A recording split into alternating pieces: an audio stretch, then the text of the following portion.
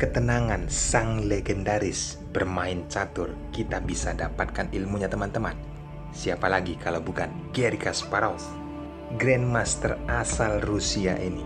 Pada saat bermain dengan elo rating 2812 berhadapan dengan Domingos Perez asal Kuba, elo rating 2739, hanya terpaut tidak lebih dari 100 elo rating. Bagaimana keseruan dalam pertandingan ini? Siapkan konsentrasi tinggi. Saya akan menganalisis jalannya pertandingan sesederhana mungkin.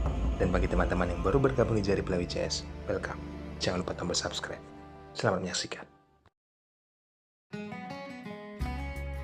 Di sini Domingos Perez memegang buah putih memulai dengan pion E4, Garry Kasparov pion C5. Terjadi pembukaan Sicilian Defense atau pertahanan Sisilia. Kita pelajari teman-teman versi Garry Kasparov.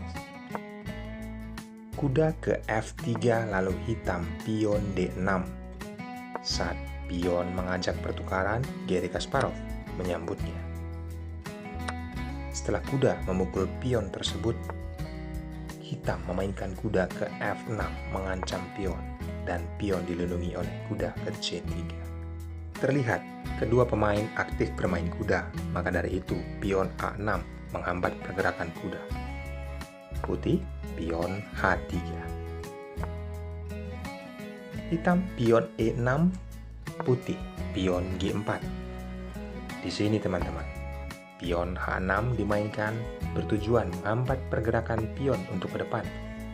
Gajah ditempatkan ke G2. Garry Kasparov pion G5. Domingos Perez dengan posisi seperti ini mengeluarkan gajahnya ke E3, bisa berharap untuk rokade sayap menteri. Hitam kuda ditempatkan ke D7, lagi-lagi putih memperjelas arah rokade penempatan menteri ke E2.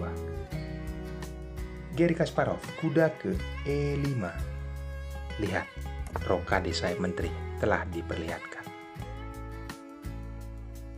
Hitam merespon. Dengan posisi seperti ini penempatan kuda ke D7 membuka ruang bagi menteri melindungi pion. Setelah pion mengajak pertukaran, ada langkah penting. Jangan memakan pion jika kalian memegang buah hitam. Karena apa? Pion bertumbuh. Jika dilanjutkan, putih mengambil keuntungan. Pion F4 dimainkan mengancam kuda dan kuda terpaksa mundur. Di sini ditempatkan ke G6, datang pion ke F5. Posisi pertahanan hitam menjadi hancur. Maka dari itu, Garry Kasparov tidak pukul pion dengan pion, melainkan menggeser bentengnya ke F5. Setelah pion pukul pion, disambut oleh pion, keadaan pertahanan hitam masih kokoh walaupun tidak rokade. Putih telah menentukan raja ke B1 dan hitam pion B5.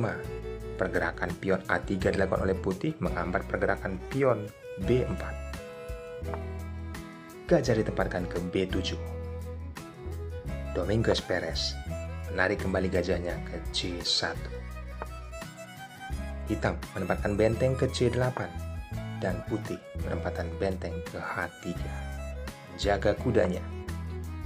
Kuda manuver ke G6. Putih gajah ke H1. Di sini sangat aktif yang diperlihatkan oleh Garry Kasparov, permainan kuda ke E5 dan putih benteng ke G3. Gajah dikeluarkan ke E7.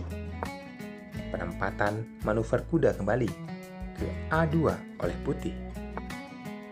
Dan penempatan benteng ke H8. Penyerahan permainan terjadi setelah benteng pukul benteng disambut oleh kuda. Kini giliran Garry Kasparov menaikkan menteri. Tujuannya jelas teman-teman. Setelah gajah ke G2, dia mengajak pertukaran menteri. Dan Domingos Perez menyambutnya. Tanpa menteri telah terlihat di papan, kita memasuki babak endgame. Pion F3 dimainkan, melindungi pion yang ada di G4. Penempatan benteng ke H2 memaksa gajah mundur ke F1. Sangat bagus, benteng yang ditempatkan Garry Kasparov berada di jalur 2. Kita dapat pelajari teman-teman, langkah Garry Kasparov sangat posisional ataupun mengamankan kondisi rajanya dan perwiranya aktif menyerang ke depan. Kali ini kuda ke F4, gajah ditempatkan ke E3, hitam mencoba menarik gajahnya ke D8, tujuannya jelas ke B6. Perez merespon, mengajak pertukaran benteng dan ini diuntungkan bagi hitam. Karena apa? Setelah Garry Kasparov mengiyakan pertukaran tersebut, benteng pukul benteng dan disambut oleh gajah.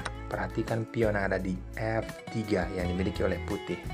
Itu hanya dikawal oleh kuda yang ada di D4. Jelas teman-teman. Mulai melancarkan aksinya, gajah ditempatkan ke B6, mengganggu pergerakan kuda. Bagaimana putih merespon kondisi seperti ini? Yaps, Domingos Perez lebih mengeliminasi kuda dan terjadi pertukaran perwira. Selanjutnya, putih menempatkan kuda ke E2, mengikat kuda satu dan kuda yang kedua.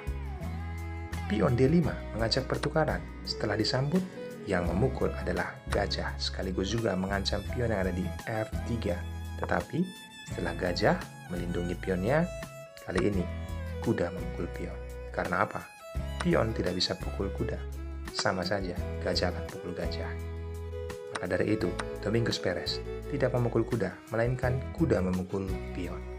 Selanjutnya, Garry Kasparov penempatan kuda ke E3, mengajak kembali pertukaran perwira untuk ke depan, jika memungkinkan. Kuda ditempatkan ke E2, seperti yang saya katakan teman-teman, Garry Kasparov menyederhanakan permainan. Setelah kuda pukul gajah, kuda pukul kuda, kali ini gajah pukul pion dan mengancam salah satu kuda.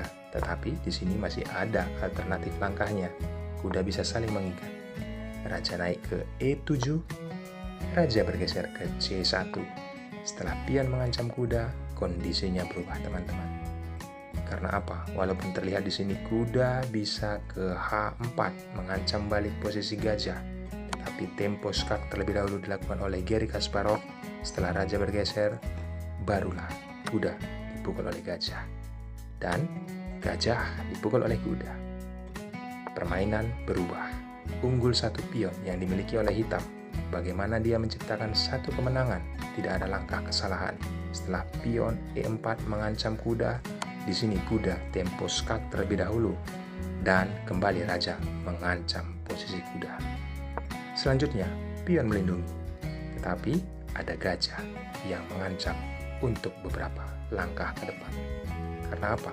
Jika kuda pada posisi seperti ini menghindar, maka pion yang ada di C3 akan tumbang. Maka terlebih dahulu dia tempo skak, pion pukul pion. Setelah raja memukul pion, kondisinya sudah tidak baik-baik saja teman-teman. Kuda ditempatkan ke F5, barulah raja memukul pion. Kali ini raja bergeser ke C1 dan hal yang sama ke D3. Berharap raja putih bisa menghambat pergerakan pion untuk promosi ke depan. Tetapi teman-teman, setelah pion E3 dimainkan, putih menyerah. Jika dilanjutkan, ada dua alternatif, tetapi sama saja. Anggap pion A4, pion akan promosi ke depan. Tempo skak raja bergeser dan diancam oleh gajah. Pion yang tadinya mungil berubah menjadi monster yang sangat menakutkan. Atau alternatif yang kedua, mungkin saja dalam benak kalian langsung saja eksekusi pionnya dengan kuda. Jelas teman-teman. Jika itu terjadi, maka raja akan menyambut kuda tersebut. Pion F, promosi sangat mudah untuk ke depan. Ambil pelajaran pentingnya teman-teman. Garry Kasparov melakukan langkah yang sangat rapi. Tidak terlihat langkah yang salah dari awal permainan.